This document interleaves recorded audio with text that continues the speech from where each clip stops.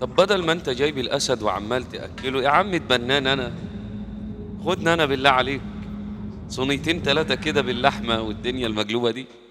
خلينا نتكلم في الموضوع.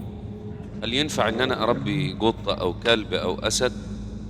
ينفع، لكن الاولى أكيد. انك تنفق. مثلا الاسد هياكل له في اليوم ب 200 ب 300. في ناس جايبه القطط ومدلعاها وكده، سيبها للخالق. اطلق القطه، لها رزق عند الله. دبج فلوس الاكل اللي انت بتحطها للقطه او للكلب او للاسد ده وطلعها لحد. في ناس محتاجه كتير، في ناس مساكين. فبالله عليك خلي بالك، سيب الاسد ينطلق في الغابه. ده ملك الغابه، حطيته في البيت ليه؟